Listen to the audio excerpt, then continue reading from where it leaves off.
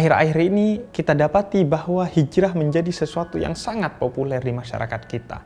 Namun yang perlu kita perhatikan adalah seringkali hijrah yang dimaksud oleh sebagian orang hanyalah bersifat hukum saja, hanya meliputi aspek-aspek dari fikih saja dalam Islam. Artinya mereka melakukan hijrah hanya dari misalnya sebelumnya tidak berkerudung menjadi berkerudung. Itulah yang kemudian seringkali dimaknai dari kata hijrah itu sendiri. Tentu itu menjadi benar, tidak salah. Namun kalau hijrah hanya dipahami sebagai itu saja, itu menjadi problematis. Itu berarti menyempitkan, mereduksi makna hijrah yang awalnya sangat luas.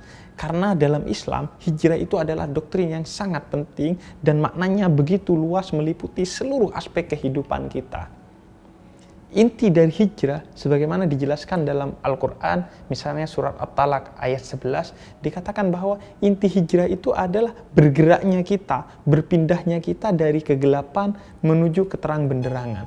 Itulah yang juga diajarkan oleh Nabi.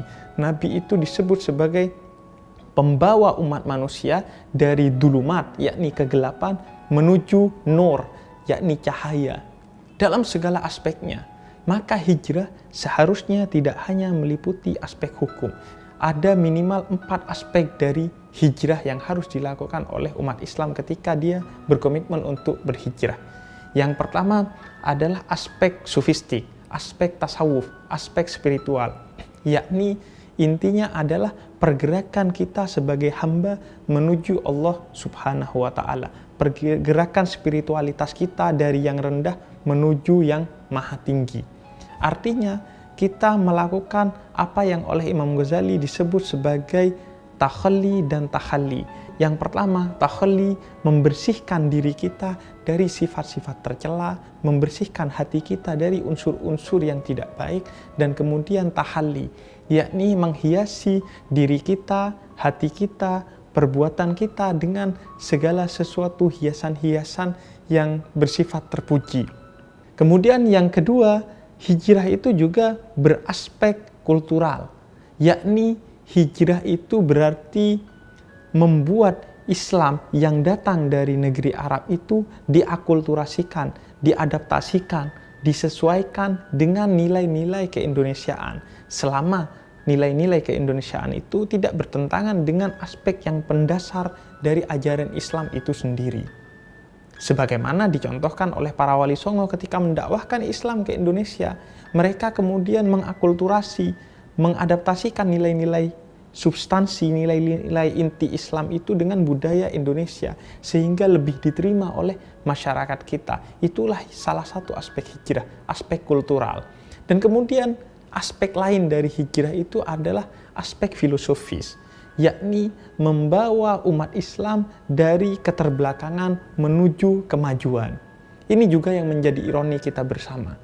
Karena seringkali umat Islam itu terbelakang secara sains dan teknologi. Padahal ayat-ayat tentang sains dan teknologi itu begitu banyak dalam Al-Quran. Al-Quran mendorong kita untuk menjadi seorang yang maju secara keilmuan.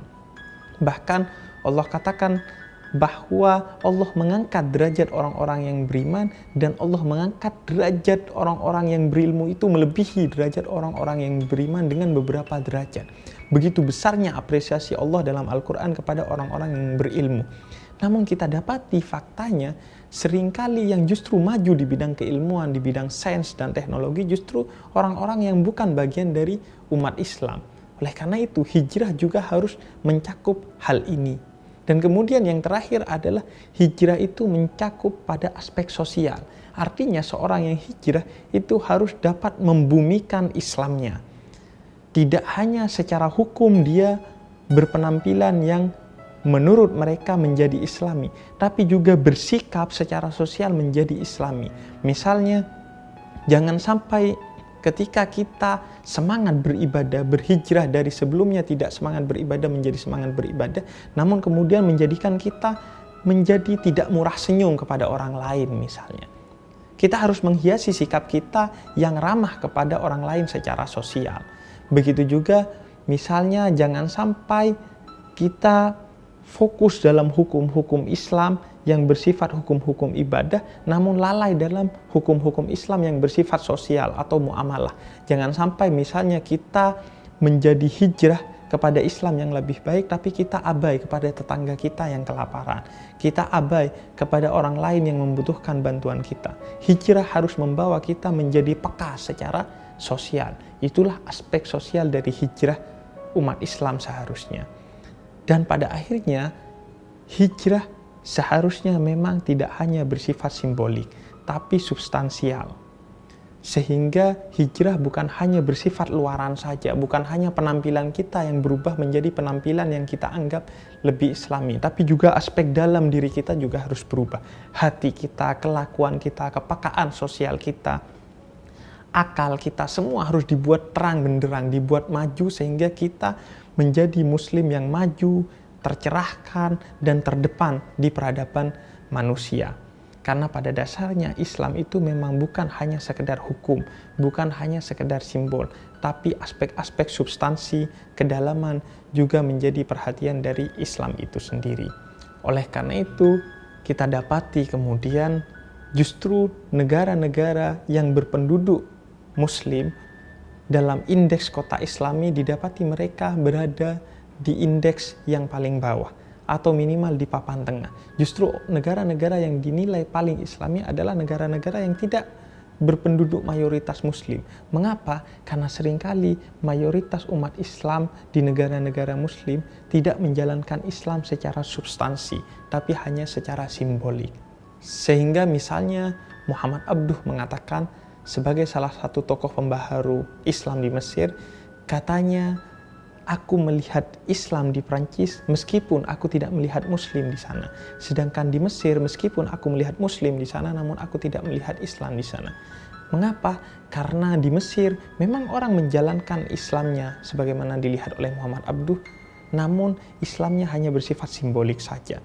Maka didapati justru di Prancis nilai-nilai Islam itu bersemai meskipun tidak banyak umat Islam di Prancis.